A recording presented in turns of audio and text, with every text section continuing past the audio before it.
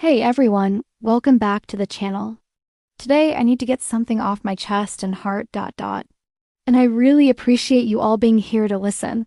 Feel free to share this if it resonates, because honestly, this conversation needs to happen more often. Look, there's this whole world of cute monkey babies out there on social media, and it's adorable, right? Those tiny Capuchins with their big eyes and playful antics, they seem like the perfect pet. Sweet, affectionate, and harmless when they're small.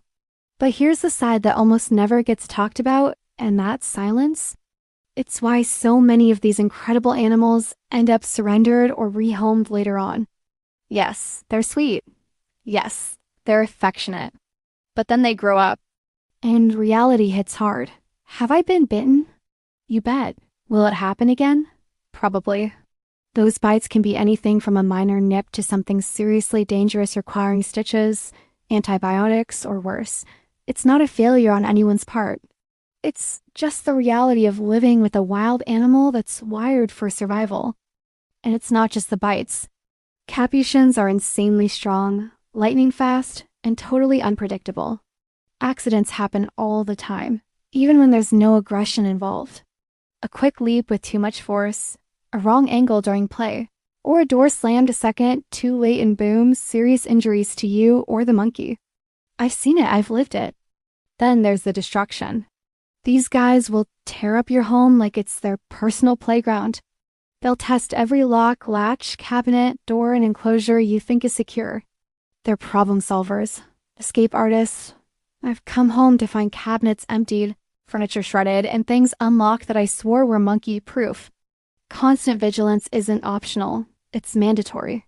And when it slips, even for a moment, chaos ensues. At the end of the day, Capuchins are wild animals, not forever babies or furry toddlers. Loving them doesn't erase their instincts.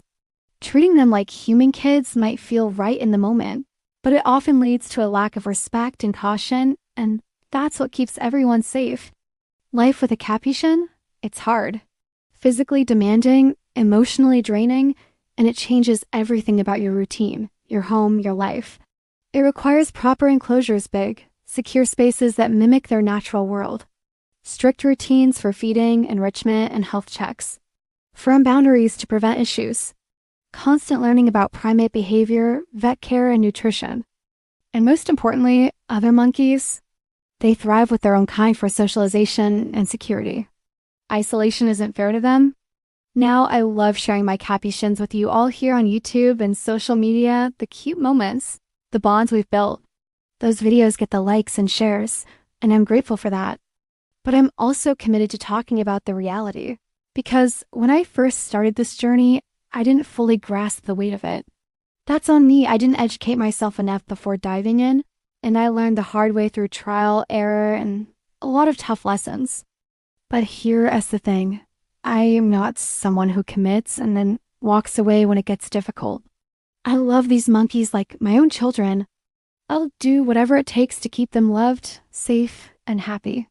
This is hands down the most challenging thing I've ever done, but it's worth it for the right person who's truly prepared. That said, I don't recommend owning a Capuchin as a pet, but I'm not flat out against it either. What I am against is ignorance, sugarcoating, and selling this fantasy without laying out the consequences. The risks are real. Health dangers from bites or zoonotic diseases, legal hurdles, depending on where you live. The financial burden of enclosures and vet care that can run into tens of thousands, and the emotional toll when things go wrong. And here is the part too many people stay silent about. The hard truths don't go viral. They don't help the breeders or brokers who profit from selling those cute babies. They don't benefit the folks quietly waiting in the wings for owners to fail so they can rescue or rehome. The primate community can be brutal, full of backstabbing, gossip, and criticism instead of real education and support. Not everyone, but way too many. Social media loves the cuddles and the funny clips. It hides the injuries, the exhaustion, the destruction, and the lifetime commitment. But reality doesn't vanish just because it's not posted. And that gap, that's why so many Capuchins end up in sanctuaries, when the cute phase wears off and owners realize they're in over their heads. These monkeys don't change our expectations do. That's exactly why I wrote my book. So you think you want a Capuchin as a pet?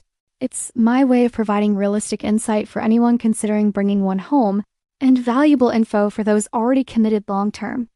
I cover the joys, sure, but I dive deep into the risks, the realities, and the dangers from behavioral challenges to legal and ethical considerations. All proceeds go straight to the CESH sanctuary, which cares for Capuchins that find their way there when owners can no longer cope. If you're thinking about this path, or you're already on it, grab a copy. It might just save you and a monkey a world of heartache. Thanks for letting me vent and share this today. If you've got experiences or questions, drop them in the comments. Let's keep the conversation real and helpful. Hit that like button if this hit home, subscribe for more honest talks, and I'll see you in the next video. Take care.